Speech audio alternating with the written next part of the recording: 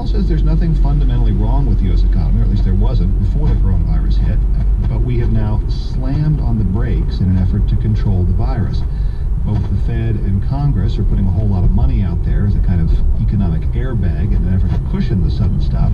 If that works, Powell told NBC, it's possible we could see a pretty robust recovery. If we get the virus spread under control fairly quickly, then economic activity can resume. Now, obviously, the president is eager to open up the economy quickly, but I should note there were a trio of economists from both the Fed and MIT who did a study looking back at the 1918 flu. What they found was the places in the country that were the most aggressive in their public health measures also enjoyed the strongest economic rebound. So it may be that short-term pain is worth it in the long run. Well, I'd like to go back to you in New York. You talked about the city trying to stand up 1,000-bed hospitals on short notice. What about masks and gowns? We're hearing about nurses improvising personal protective equipment. Do they have the supplies they need? Well, we're getting kind of a mixed message. The governor says that he's talked to the heads of hospitals and there's enough. We are hearing anecdotally from doctors about bringing in homemade masks or things that they've ordered online. The supplies are under lock and key in the hospital, so it may just be that the improvising is against a shortage that everyone presumes is coming.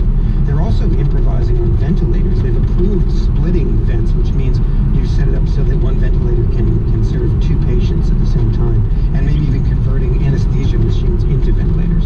You told us yesterday that the city is still short about 30,000 ventilators. Is there movement to fill that gap? Well, the governor alluded to COVID patients using these ventilators for a much longer time than they're usually used, like 11 to 21 days, and still not recovering, so it's sort of a poor turnaround.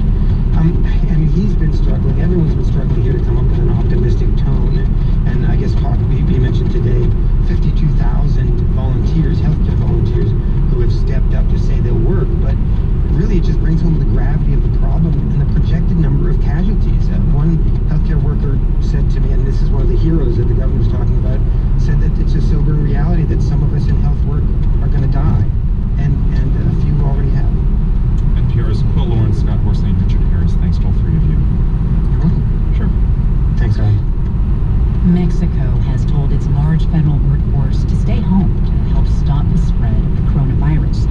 On Monday, the government also closed down schools. But as NPR's Carrie Kahn reports, many Mexicans are worried measures taken this week may be too little, too late.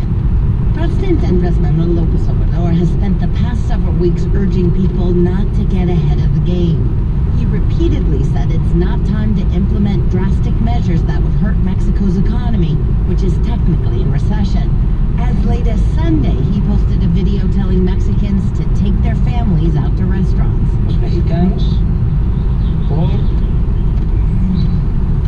We Mexicans, because of our culture, we've always been tough and we will get through this, he said. After falling poll numbers and a barrage of criticism in the international and national press, López Obrador has taken a more somber tone this week. He enlisted the military support, told the federal workforce except for essential personnel to stay home, and put a limit on large gatherings. While dismissing critics as politically motivated, he's left his health official, Dr. Hugo López-Gatell, to defend the country's strategy for combating COVID-19, which he does in nightly briefings. Tomamos la decisión en México, tomando en cuenta la experiencia que se puede aprender. López-Gatell says Mexico didn't wait as long as other countries to launch social distancing after diagnosing its first case, and he points to Mexico's low number of confirmed cases, fewer than 500 with 6 fatalities, as proof that Mexico is doing things right. But Mexico also is not doing a lot of testing. To date, it has performed fewer than 4,000. Instead, officials say they are using statistical modeling together with targeted testing to keep track of the virus's spread. Alberto Diaz-Calleros, the director at Stanford's Latin American Studies Department, says he understands the government's logic, especially when resources are tight. But at the same time, it is a very risky bet in terms of how bad things could get if they got it wrong. Getting it wrong is what is concerning local and state officials throughout Mexico, who are not convinced the president's plan is enough. This week, the governor of Jalisco, Enrique Alfaro, ordered 20,000 test kits to start massive testing in his western state, which includes the resort city of Puerto Vallarta. No vamos a quedarnos con los brazos cruzados. We will not just sit here with our arms crossed, he said. Carrie Kahn, NPR News, Mexico City.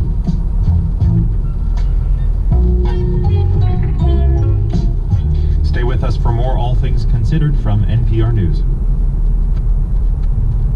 All Things Considered is made possible by your support of my Center Day Camp on Sebago Lake, with a Maine summer experience for children ages 5 to 15 with transportation included. CenterDayCamp.org. By Finance Authority of Maine, providing financial solutions that help Maine people achieve their business and higher educational goals. FameMaine.com. And by St. Mary's Health Systems Orthopedics, helping patients live their best lives in motion, online at findabonedoctorme.org. Ahead on All Things Considered, several teams are racing to develop therapies for COVID-19 based on antibodies, the components of immune systems that can be collected from the blood of patients who have survived the disease. We'll have that story in a few minutes. On the next Maine Calling, ways to help during this time of need. I'm Jennifer Brooks. The COVID-19 crisis has dramatically changed the way we now live our lives. Join me to hear how people from across our state are finding ways to help each other. And we'll get suggestions on how individuals and businesses can be of service. Maine Calling, Friday, live 1 to 3, and rebroadcast at 7, here on Maine Public Radio. And the rebroadcast of today's Maine Calling begins at 7 as well. Today with Senators Angus King and Susan Collins on the federal response to COVID-19.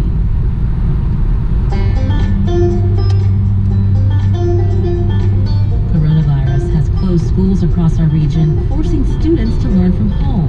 What are the educational and social impacts? What about students with special needs? I'm Lucy Nalpathanchel. Join me for an America Amplified call-in special from the New England News Collaborative. We'll bring together voices from our region, and we want to hear yours. And that's tomorrow morning at 9 on Maine Public Radio. It's 20 minutes after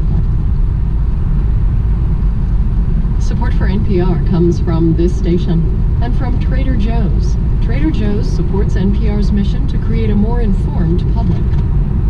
From T. Rowe Price, offering a strategic investing approach with a long-term perspective aimed at helping investors feel confident through a variety of market conditions.